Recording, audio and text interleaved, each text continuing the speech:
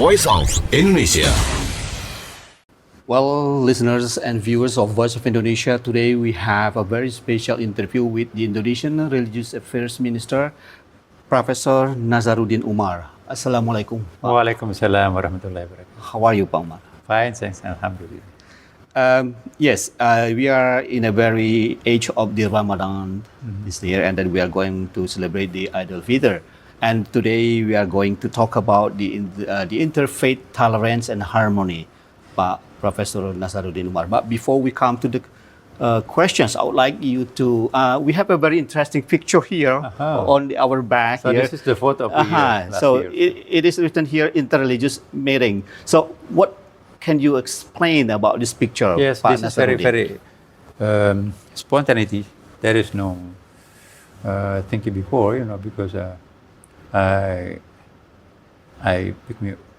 pick him in one window, and then he shake my hand, and then I speak English, but there is no response.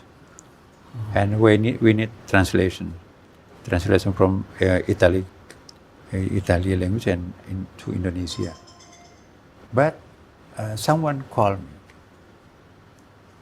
Pope have been living in Middle East country so many years ago, and maybe more than 3 years.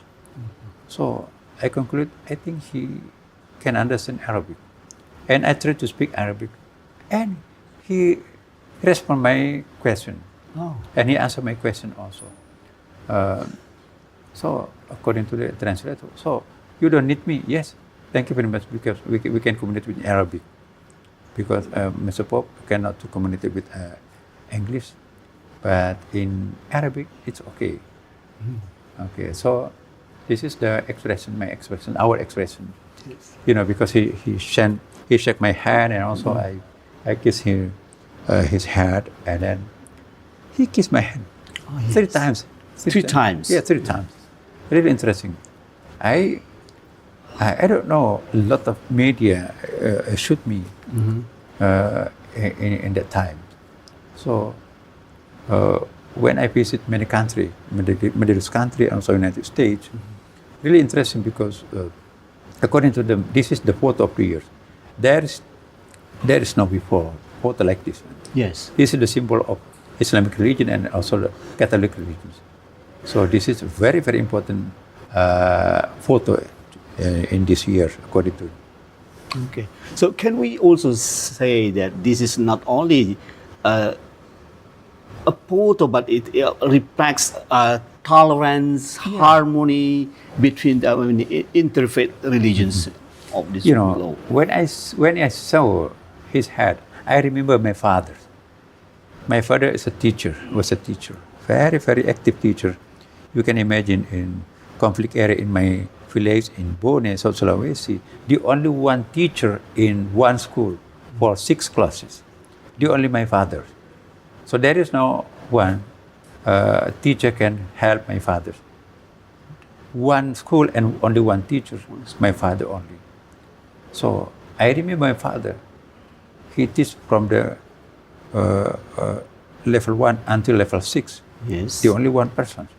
And I remember also, Pope also losing their time for humanity, like my father. My father also losing his age with the humanity, especially in a student in my country, in my village. So I kiss his head like I imagine my father. I love my father. And so when I kiss his head, and so he asked my hand, and then he kissed my hand 3 times. 3 6 times. Yes. Thank you. So this is very phenomenal. Yes, extraordinary. Yes, Pak Nasaruddin. As we know, the Indonesian government places great importance on religious harmony as part of its national vision. So, how does the implementation of the 8th pillar of the Astacita contribute to the strengthening interfaith tolerance in Indonesia? All the 8 pillars of Astacita very related with my job today. Religion can speak everywhere and anywhere and everything. Yes. The holistic meaning of religion is so expensive, so large. So if you discuss regarding environment also, and also interfaith, of course, very related with Minister of Religious Affairs.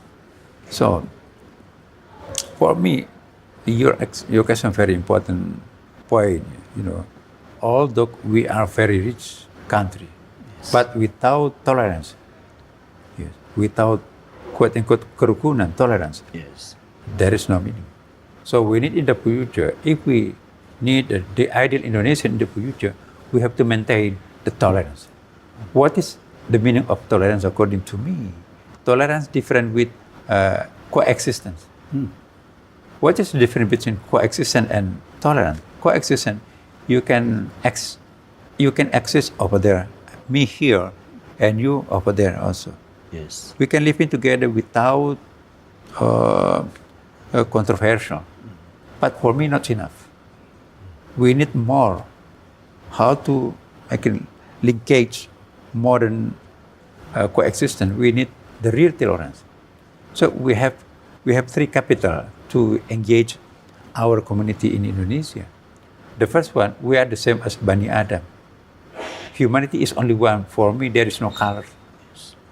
Don't speak regarding religion and ethnic. If we mention regarding humanity is only one. There is no colors. So this is the first point. Ukhuwah Bashariyah, according to Arabic. Persaudaraan kemanusiaan. Yeah. Solidarity of humanity. And the second point, Ukhuwah Wataniyah. Because we are from the one nation, yes. NKRI, Negara Kesatuan Republik Indonesia. Indonesia is one nation. I think this is very important also we mentioned here, because from Merauke until Sabang in Aceh, we have different times, yes, different in east and center and also the west. And if you visit Istanbul and then direct to London, you through 19 countries in 9 hours. But if you start from Sabang until Merauke, you throw only one country in 8 or 6 hours. Yes. Very, very, very large our country. So we need modern coexistence. We need the real tolerance. Yes. The ideal tolerance, according to me, collaborating each other, because we are the one nation, NKRI. We are one humanity, and also we have. This is very important point also. We are the former of colonialized of Dutch, the Dutch. Yes. More than 200,000 Dutch stay in Indonesia as a colonial. So we have the same history. So this is, I call ukhuwah tarikhiyah. Ukhuwah tarikhiyah, ukhuwah bashariyah, and ukhuwah bashariyah. Three linkage very important to unite of our nation, Indonesia. And how to implement our idea? We still compose the new curriculum for religious studies in Indonesia. I call my program Curriculum Cinta, Love Curriculum. Love curriculum. Yeah. What is the meaning of love curriculum? Very dangerous situation. If the religious teachers explain the religion with distinctive orientations, distinction orientation, we need in the future all the religious teachers can explain their religions for their student with love, not with hate each other. Yes. We need collaboration for the non-Muslim religion sitting together to compose religious curriculum. Yes. How do we implement loving curricula in our subject of a study program? I believe in the future, if we explain our religion with love orientations, not by hate orientations, Indonesia will be stronger than before. Yes. Yes. And the second point also, we have still promoting until today. We explain what I call green theology or eco-theology. What is the meaning of eco-theology? You know, if we evaluate our theology implementing in Indonesia, according to me, more very, very masculine relations. I think over masculine.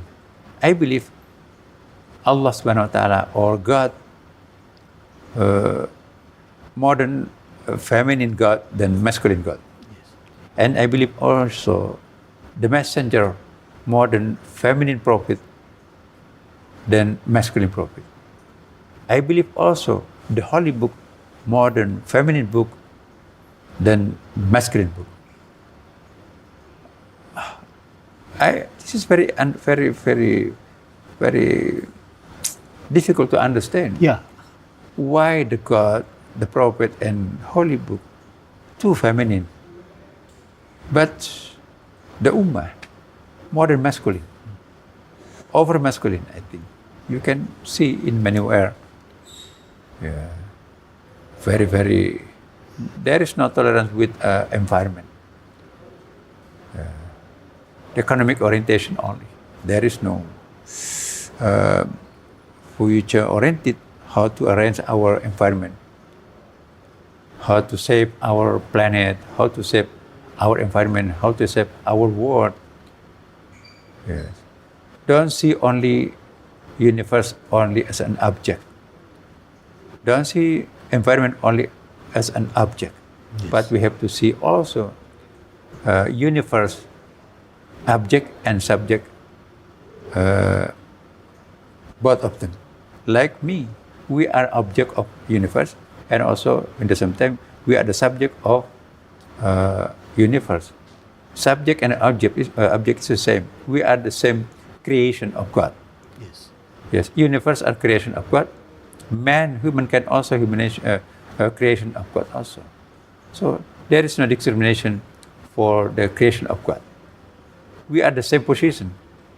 Although a holy book mentions manusia as a Khalifa, the representative of God, not angels, not animal, and not another thing.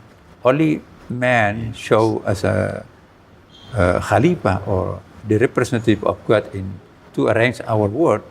But we have to understand, according to the holy book, we have to maintain, we have to arrange our distance between universe, environment, and humankind also. Don't push universe or environment more than over than capacity. Yes. But Nasaruddin, Yes. I just want to ask a little bit more about more feminine than masculine. So how do you transfer this idea to other people so they could have the same Yes. idea with your idea? Very good question. We need the time. One time we need to understand, to explain what is the meaning of eco-theology. We don't need masculine theology in Indonesia. Our nation, Indonesian nation, modern feminine country, not masculine country. We are a maritime culture, modern feminine country than continental country. Yes. Continental country like United States, Saudi Arabia, and many countries in the country, very continental culture. What's happened in continental culture? The domination of man very dominant. Yes. If you compare Indonesia, we are very equal position. Men and women in Indonesia more equal than men and women in Middle East country. So we have to maintain this is position, men and women as the same position, same Khalifa and also same Abid. And in the future, we can explain also to our young generation. We are from the maritime culture, so we are from the religious people. So we need akhlaqul karimah, we need a spiritual attitude to maintain our position each other. So we don't need the hardliner approach. We don't need terrorists. We don't need discrimination. We don't need unequal approach. We need the balancing each other. So this is very important point. How we imagine in the future our society, Indonesian society, will be better than another country. This is my opinion in the future. Okay. Yes. And I think we are very optimistic for that because we have a lot of capital to access our ideas. Yes, Pak Nasaruddin. In the spirit of inclusivity, so what role does the Istiqlal Mosque, because besides as a Minister of Religious Affairs, you are also the Grand Imam of the Istiqlal. So the Istiqlal Mosque play in fostering dialogue and cooperation between different religious communities, particularly, Yes, Istiqlal Mosque, the big humanity, the big house for humanity. For me, Istiqlal not only for Muslim people, like the mosque of Prophet Muhammad. You know, the mosque of Prophet Muhammad not only to serve for Muslim people, but also non-Muslim people can access there. Non-Muslim can meet in together in the mosque, inside mosque of Prophet Muhammad. We have resources there. One time, Prophet Muhammad invited 60 non-Muslim people meeting together inside mosque. It's very funny because one of them promised to Prophet Muhammad, Muhammad, because the sun will be sunset, but we didn't to meditation. So can I do meditation here? in the mosque. In the mosque? Yes. According to Prophet Muhammad. So there is no different the host of non-Muslim religion here. All the community here are Muslim. Please, you can do meditation inside mosque. So you can imagine, can we imagine in the mosque in Indonesia, someone can doing kebaktian or meditation in the mosque. But this is the fact. We have resources. Okay. Prophet Muhammad allowed one of the meeting follower doing meditation in the mosque. Yes. The next questions. How can, based on this story and history, how can religious leaders and institutions further promote compassion, yes, and then solidarity across interfaith communities in Indonesia? Yes,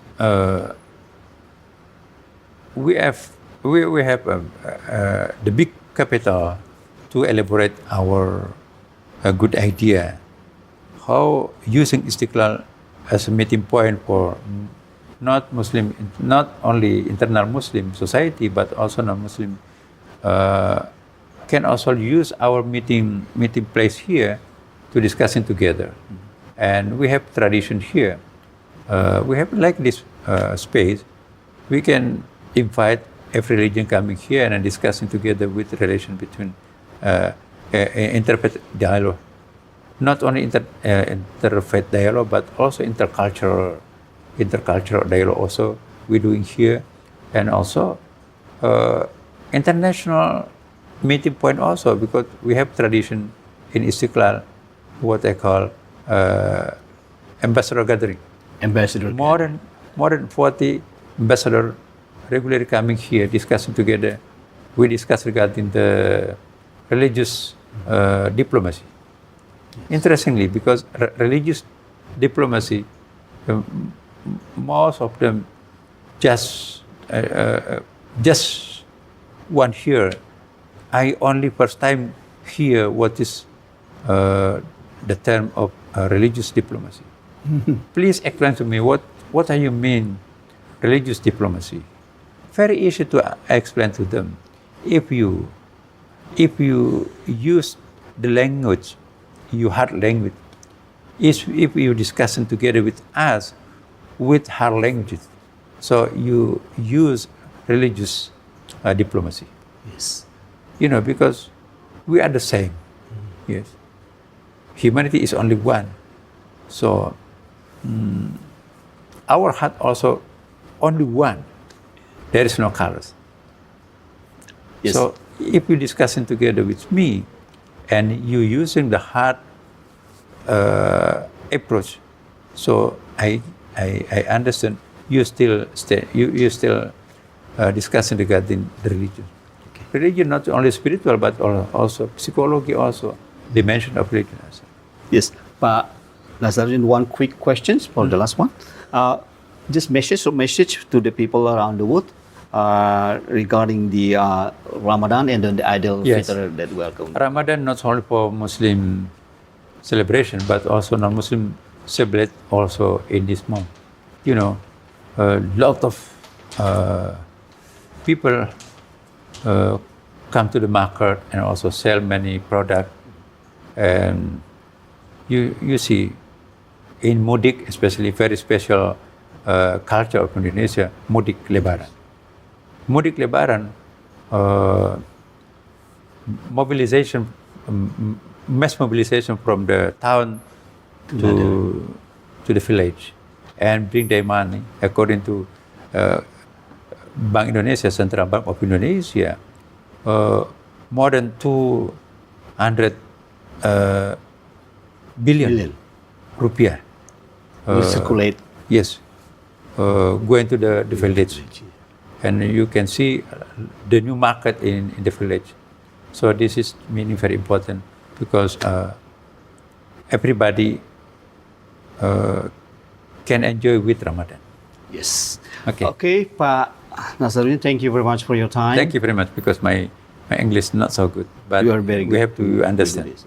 Thank you very much. Okay, shukran. Assalamualaikum. Well, listeners and viewers of Voice Indonesia, that's the end of our special interview with the Indonesian Religious Affairs, Bapak Nasaruddin Umar. I'm Dalot Pane, and see you next time. Voice of Indonesia.